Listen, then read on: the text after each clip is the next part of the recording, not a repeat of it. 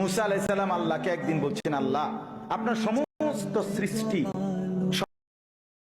সবার রিজিকের কথা, খাদ্য দুনিয়ার প্রয়োজন পূরণের কথা আপনার মনে থাকে?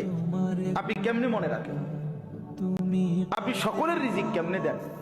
আল্লাহ তাআলা বললেন, মুসা তোমার সামনে একটা বড় পাথর আছে, তোমার হাতে লাঠিটা দিয়ে ওটাতে একটা বাড়ি মারো।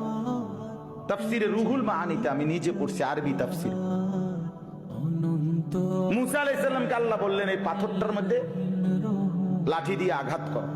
মুসা আলাইহিস সালাম আঘাত করলেন, লাঠির একটা পার্ট মানে একটা অংশ পাথরের ভাঙ্গা পড়েছে। মুসা আলাইহিস সালামকে আল্লাহ আবার বললেন, আবার লাঠি দিয়ে আঘাত করো।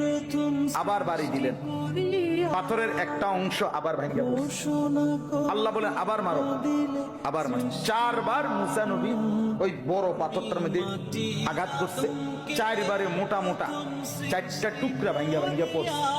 এই 4র্থ বারের পরে এই 4টা মোটা মোটা টুকরার ভেতর থেকে একটা ছোট্ট পোকা বের হইছে।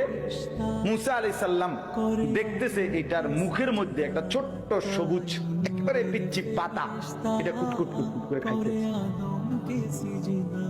আল্লাহ তাআলা বলছে, মুসা বুদ্ধুর কান লাগাইয়া শোনো ওই পোকাটা কি করে, তুমি বুঝবা, কর শোনো।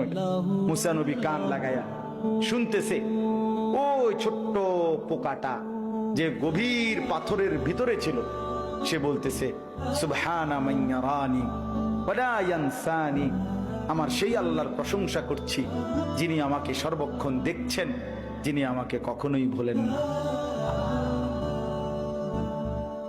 যিনি আমাকে কখনোই ভোলেন। আল্লাহ তাআলা বললেন, মুসা তো এবার দেখো এই পাথর উপর দিয়ে ভাবার কোনো সুযোগ নাই।